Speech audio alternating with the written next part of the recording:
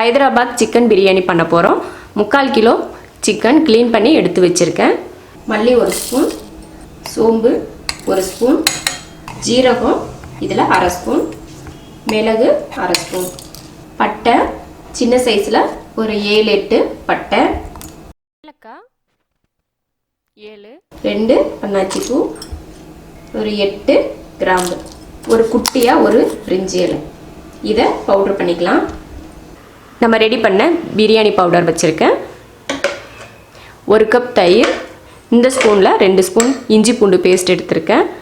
மிளகாத்தூள் 1 spoon, lemon 2 எடுத்திருக்கேன். மல்லித்தலை புதினா நம்ம கையில் ஒரு கைப்பிடி அளவு எடுத்திருக்கேன். பச்சை மிளகாய் 4 எடுத்திருக்கேன் காரத்துக்கு. மிளகாத்தூள் போடுறதுனால பச்சை மிளகாய் 4 எடுத்திருக்கேன். மிளகாத்தூளும் பச்சை மிளகாயும் நம்ம காரத்தை பொறுத்து அதிகமாகவோ கம்மியாகவோ சேர்த்துக்கலாம். நான் இது 3/4 கிலோ அரிசி 3/4 கிலோ சிக்கனுக்கு இது எடுத்திருக்கேன். சிக்கனில் மிக்ஸ் பண்ணுறதுக்கு என்னெல்லாம் போடலாம் அப்படிங்கிறத பார்க்கலாம்.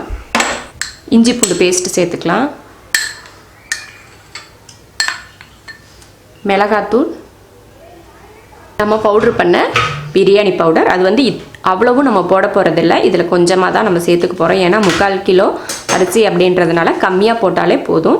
அரைக்கிறதுக்கு ஒரு அளவு வேணும் அப்படின்றதுக்காக தான் அவ்வளோ போட்டேன். இதில் 2 ஸ்பூன் போட்டுக்கலாம். 2 ஸ்பூன் பிரியாணி மசாலா. இதை நம்ம தனியாக ஒரு டப்பாவில் போட்டு எடுத்து வச்சிட்டோன்னா அப்புறம் எப்போவாது நம்ம யூஸ் பண்ணிக்கலாம். பச்சை மிளகாய், மல்லித்தலை புதினா, தயிர், லெமன் ஜூஸ், ஏன்னா கொஞ்சம் உப்பு. நம்ம ரைஸ்லேயும் உப்பு போடுவோம், அதனால இதில் கொஞ்சம் பார்த்து உப்பு சேர்த்துக்கணும். இதில் 1 ஸ்பூன் நெய் சேர்த்துக்கலாம். இதை மிக்ஸ் பண்ணிடலாம். ஹைதராபாத் ஸ்டைலெலாம் பிரியாணிக்கு வந்து தக்காளி எல்லாம் சேர்த்துக்க மாட்டாங்க. நம்ம ஊரில் தான் தக்காளி சேர்த்துப்போம். அதனால் இது நம்ம தக்காளி சேர்க்காமலே நம்ம பிரியாணி பண்ணுறோம். தக்காளி சேர்க்கணுன்னு இஷ்டம் இருந்தால் குட்டி குட்டியாக கட் பண்ணி இது கூடயே போட்டு மிக்ஸ் பண்ணி வச்சிடலாம். 1/2 மணி நேரத்துலேருந்து 1 மணி நேரம் வரைக்கும் கண்டிப்பாக இது ஊறணும். அதுக்கப்புறம் தான் நம்ம பிரியாணி ரெடி பண்ணணும். இப்போ ஊற வச்சிடலாம். அப்புறம் 3/4 கிலோ பாசுமதி அரிசி ஊற வச்சுருக்கேன். இது ரைஸ் கூட போடுறதுக்காக 3 ஏலக்காய், 3 கிராம்பு, 3 பட்டை, ஒரு அன்னாச்சி பூ எடுத்திருக்கேன். இது ரைஸ் வேக வைக்கிறப்போ இது சேர்த்து போட்டு வேக வைக்கிறதுக்காக. பிரியாணிக்கு சிக்கன் மிக்ஸ் பண்ணி வச்சுருக்கோம். அடுத்து ரைஸ் வேக வைக்கலாம். இப்போ தண்ணி வந்து இதில் பாதி ஊற்றிருக்கேன். நான் 3/4 கிலோ அரிசி போட்டிருந்ததுனால இதில் பாதி தண்ணி ஊற்றிருக்கேன். ஒரு அகலமான பாத்திரம் எடுத்து அதில் தண்ணி ஊற்றிருக்கேன். தண்ணி கொதிக்கட்டும். அதுக்கு முன்னாடி இதில் இந்த மாதிரி 3 சைஸ், இந்த மாதிரி 3 பட்டை, ஒரு அன்னாச்சி பூ, 3 கிராம்பு, 3 ஏலக்காய் இதை போட்டு இந்த தண்ணி கொதிக்கட்டும். அதுக்கப்புறமா நம்ம அரிசி சேர்த்துக்கலாம். இப்போ தண்ணி கொதிக்கட்டும்.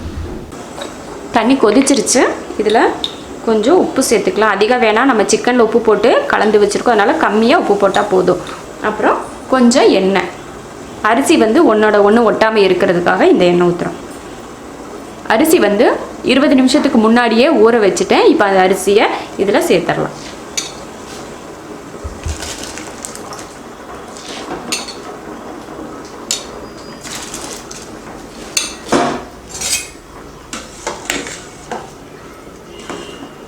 ஒரு 2 நிமிஷத்துக்கு கொதிக்க வச்சுட்டு அப்புறம் தண்ணியை வடிகட்டிக்கலாம். இப்போ கொதிக்க வச்சிடலாம். 2 நிமிஷம் டைம் கரெக்டாக பார்த்துட்டு ஆஃப் பண்ணிக்கலாம்.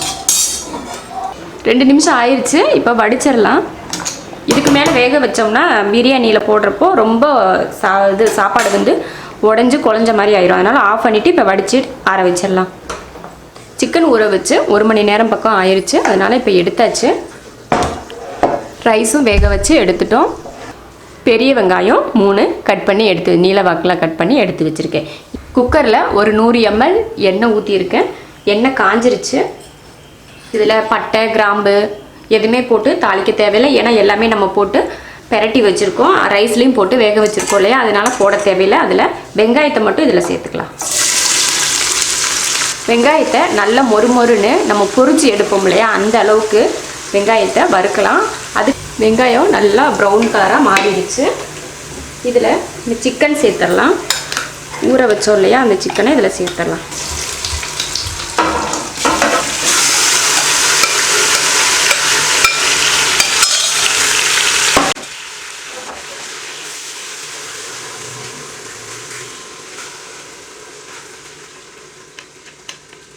இப்போ ஒரு 3 நிமிஷத்துக்கு மூடி வச்சிடலாம். அதுக்கப்புறம் ஓப்பன் பண்ணிக்கலாம்.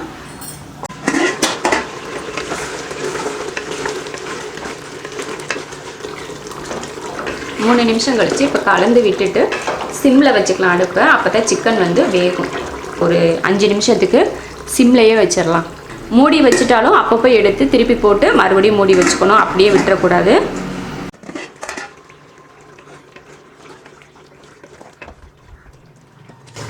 சிக்கன் நல்லா வெந்துருச்சு. இப்போ இதில் நம்ம வேக வச்ச ரைஸை இதில் சேர்த்துக்கலாம். உப்பு பத்தலைன்னா இப்போவே உப்பு போட்டுக்கணும். ரைஸ் போட்டதுக்கப்புறம் உப்பு போட முடியாது. அதனால இப்போவே உப்பு போடணுன்னா போட்டுக்கலாம். எனக்கு உப்பு எல்லாம் கரெக்டாக இருக்கிறதுனால நான் உப்பு போடலை.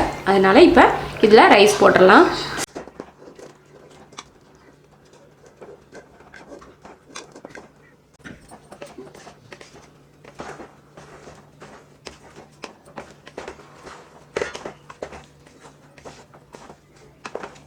போட்டு கலந்து விட்டாச்சு.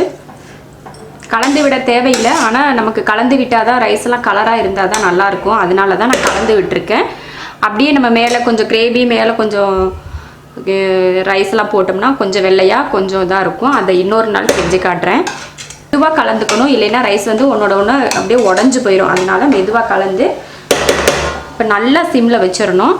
சிம்மில் வச்சுட்டு குக்கர் மூடி போட்டுடலாம்.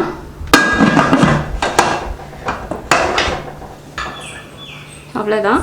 இதை ஒரு 4 நிமிஷம் இல்லைன்னா 5 நிமிஷத்துக்கு அப்படியே அடுப்புலையே வச்சுருந்துட்டு நல்லா ஃபுல் சிம்மில் இருக்கணும். ரொம்ப தீ இருக்கக்கூடாது. இருந்துச்சுன்னா தீஞ்சு போயிடும்.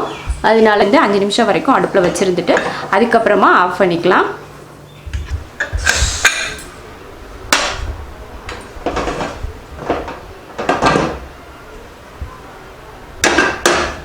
பிரியாணி ரெடி ஆயிடுச்சு. குக்கரில் தம் பிரியாணி ரெடி ஆயிடுச்சு.